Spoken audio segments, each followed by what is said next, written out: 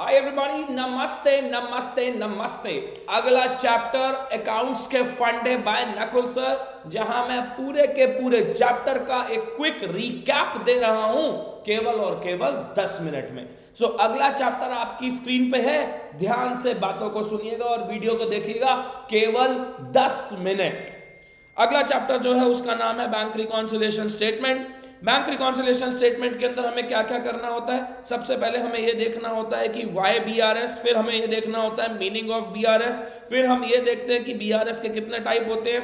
हम normal BRS को करते हैं, हम ओवरड्राफ्ट बीआरएस को करते हैं, हम BRS with adjusted cash book को करते हैं और कुछ मिसलेनियस टॉपिक्स करते हैं। सबसे पहले हमने बात करी कि बीआरएस होती क्या है। बेटा बीआरएस, यहीं से थ्योरी का सवाल आ सकता है। BRS is a kind of statement prepared bye a client. BRS accountant नहीं बनाता, बीआरएस बैंक नहीं बनाता, बीआरएस चार्टर्ड अकाउंटेंट नहीं बनाता। बीआरएस कौन बनाता है? हमारा क्लाइंट, जिसका ऑडिट होना है। BRS is a statement prepared by client to match the difference between bank column of cash book and passbook.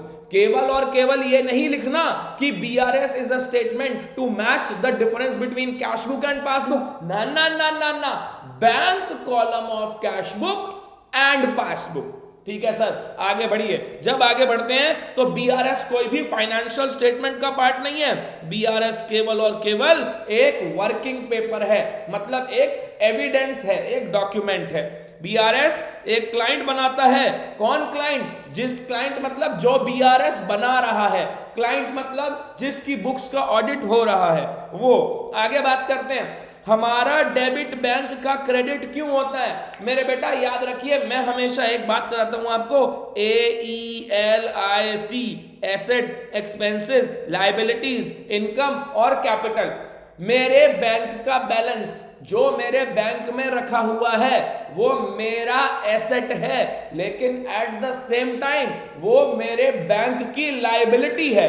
तो जब जब मैं बैंक में पैसा जमा कराऊंगा तब तब मेरा एसेट तो बढ़ेगा, लेकिन at the same time bank की लायबिलिटी भी बढ़ेगी।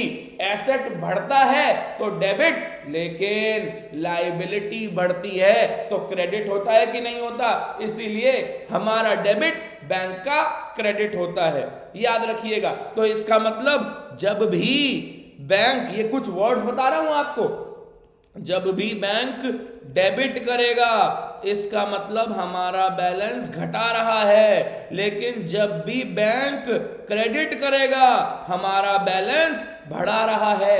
तभी तो आप देखो आपके पास मैसेज आता है ना, your account has been credited, जिससे आप खुश हो जाते हो। वो मैसेज बैंक की तरफ से आता है, बैंक की तरफ से। जी हां, आगे चलते हैं सर। याद रखिएगा दो बैलेंस होते हैं। ये देखो यहां मैंने लिखा भी हुआ है कि बैंक की तरफ से मैसेज आता है, your account has been debited और your account has been credited, whatever the case में B.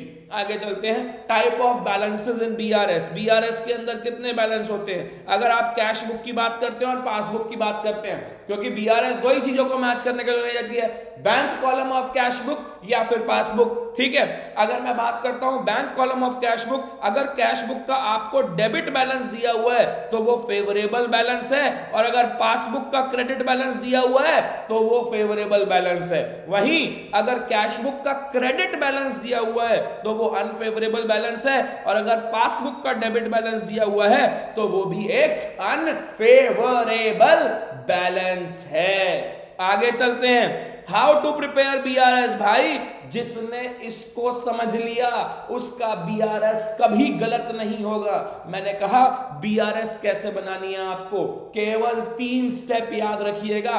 There are no fourth step, there is no fourth step, केवल 3 step. Number 1, identification of balance. या तो balance as per cash book होगा या balance as per passbook होगा।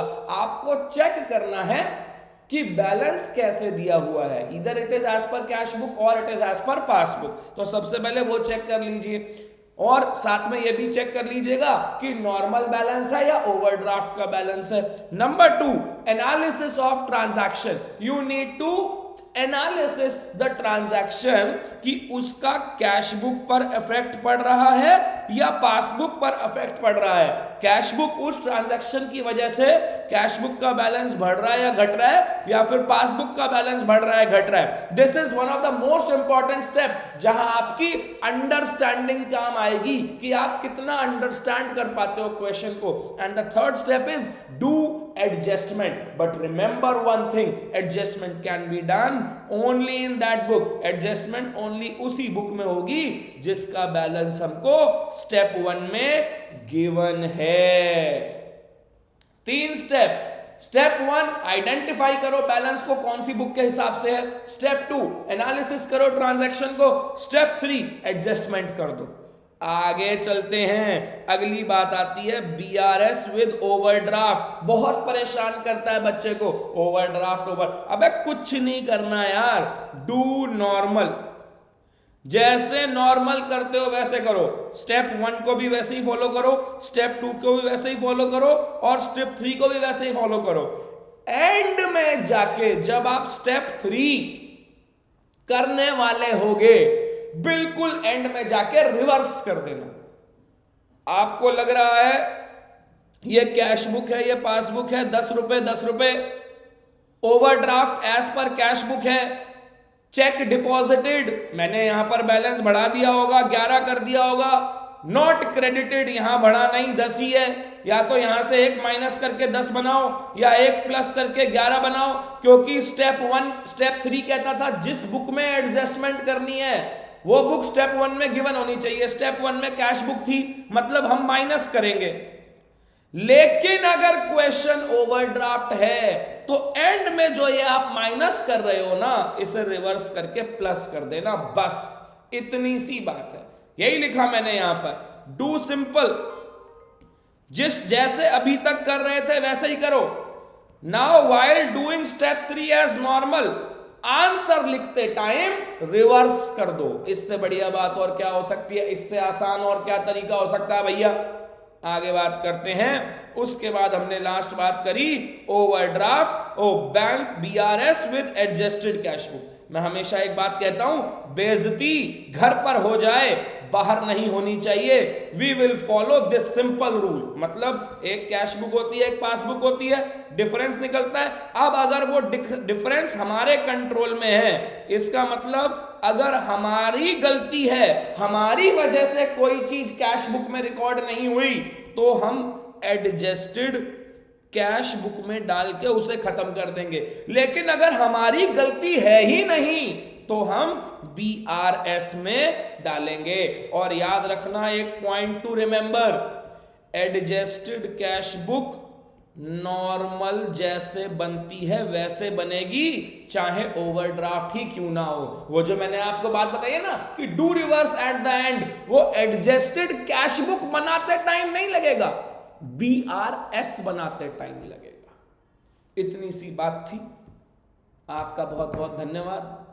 अगले chapter के लिए मिलते हैं। नमस्कार, जय हिंद।